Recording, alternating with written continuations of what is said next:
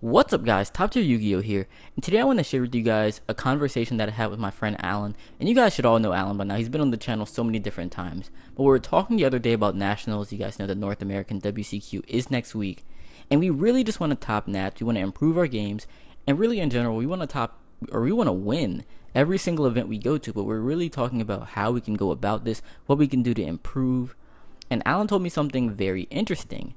He had told me that he contributes a lot of his recent success to a conversation that he had with Colin Reardon about a year ago. But just to give you guys a little bit of backstory about both of them, Alan actually recently started playing maybe about a year and a half, 2 years ago when Cosmos came out. And of course when he first started playing he wasn't very good.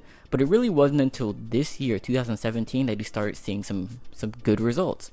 And so this year in 2017, and it's only like the first 6 months of the year by the way, but he has already gotten his first regional top, and then multiple regional tops after that. He got his first premier top, then he's gotten multiple premier tops after that. So he's really skyrocketed his results in 2017.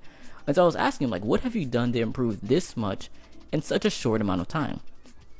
And that's when he said he devoted most of that to Colin Reardon.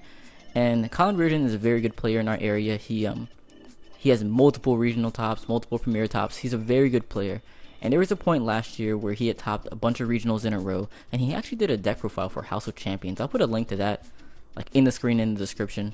But Colin's a very good player, and Alan, I went up to him in an event, and he had asked him just straight up, like, what are you doing to be so successful? Like, how are you topping all these events? How are you so consistent? Like, what's going on? You know, is there a secret to it? Like, what's going on? And I think this is something that a lot of us want to know. I think on the outside looking in, we all want to know, like, is there a secret? Like, how do these guys do it? But, you know, there really isn't very much of a secret to it. I mean, Colin told him a very simple answer, and that was just to build better decks. You know, if you have a best deck in the room, you're going to do better than everyone else in the room, probably. And it's such a simple answer, but, you know, Alan already thought he was building good decks. Like, the decks he was playing were very similar to the ones that were topping. It wasn't like he didn't have the right cards. It wasn't like he was playing bad decks or anything. Like, he was playing Cosmo, then he was playing Performer Pals. Like, he was playing the good decks, but it just wasn't working out for him. And so then Colin gave him another tip, and it said, well, if you're already building good decks, then you just need to play better. Like, have good technical play, don't make misplays. Again, super simple. I mean, something that everyone would think that they would do, right? And so Alan already thought he was building the good decks. He already thought he was playing very well. And so then the next thing Colin told him was that you're lying to yourself. If you think you're building good decks and you're playing well, but for some reason you're not getting the results you want, then you're lying to yourself about one of those two things. Because if you were building good decks and then playing them very well, then you would be successful. You would be topping. You would at least be in the, like, close to topping. You wouldn't be, you know, scrubbing out of events like that. And so you need to be honest with yourself about what you can improve on. That way you can actually improve on it. And Alan said that this had a profound impact on him. And when he told me this, it had a profound impact on me, and I'm hoping that it also has the same impact on all of you. Because I think a lot of us are lying to ourselves. And I know this is something that I used to do personally all the time. I mean, I guess it's like a pride thing. Like, you wanna feel better about it. Like, no one wants to think that they're bad at the game. But you also have to look at what you can improve on so that you can actually improve. So I know, like, for me, I used to always think that I built good decks. And I used to pride myself really on being like a really good, like, rogue deck player. Like, I used to take, like, decks that weren't really playable, and I would really try to make them playable. Like, that was my thing. I had so much fun playing rogue decks and just having, like, these crazy wild spins on them and really just being creative. I thought it was so much fun. I thought all these decks were so good, but I just wasn't getting the results I wanted, even though I thought I was building very good decks. But deck choice is a part of deck building. It doesn't matter how good your deck is. If your deck is inherently worse than all the other decks, then you still just have a worse deck regardless of how solid it's built. And so that was a situation in which I was lying to myself. I remember I also used to think that I was really good at making reads, but for some reason my opponents just kept sacking me. Like, they kept always having that extra Raigeki or that extra Dark Hole or whatever they needed in order to win. But I always had the good reads though, so how'd that happen? And so that was another situation in which I was lying to myself. Like, I was not good at making reads at the time. That's why I never knew when they had, like, the Raigeki or something. I was not playing very well. And this really reminded me of a video that I put up a couple of weeks ago about judging your own skill. And so I put polls in the video asking you guys how good you guys think you are at the game. And about 90% of people said that they were about a 6 or lower.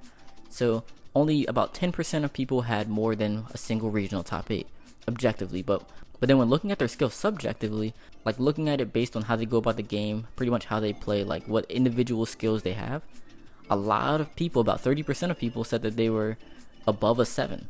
And that just didn't match up, because objectively, only 10% of people thought they were a 7 or higher, but subjectively, 30% of people did. And so this really made me realize how common of a problem that this is, because Alan was lying to himself, I was lying to myself, and it looks like a lot of you guys are also lying to yourselves about how good you really are. And so right now, I'm challenging each and every one of you guys to comment down below one thing that you can do to get better at the game. Just one thing. And be completely 100% honest, because I think that when you're honest with yourself, you can make a plan of action and actually carry it out in order to get better. And I know one thing that I could do to get better would be to actually play in person more. Because I maybe only go to locals maybe once every 2 or 3 months. Because the locals in my city is on Sundays, and I usually like to spend Sundays with my family. And so just in terms of scheduling, it just doesn't work out for me to go to locals very often. But that's one thing I need to change if I do want to have better results. And so again, let me know in the comment sections what you can do to change in order to play better and improve at the game. Whether that be build better decks, whether that be a part of technical play that you can improve on. But just let me know in the comment section below what you can do to improve, and save the comment, like write it down like yourself, like put it on your fridge or something.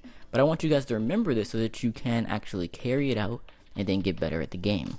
But anyways guys, thanks for watching the video. If you enjoyed it, feel free to leave me a like, definitely comment and subscribe. I'd really appreciate it. It definitely helps the channel out. I'm sure, as most of you guys know by now, my goal with this channel is to help you guys improve as Yu-Gi-Oh players. And the best way for me to do that is by making more videos. And so you definitely want to be subscribed to the channel so that you're notified when I do upload more videos, because I think it's mutually beneficial to the both of us. But as always guys, thanks for watching, and I will see you in the next video.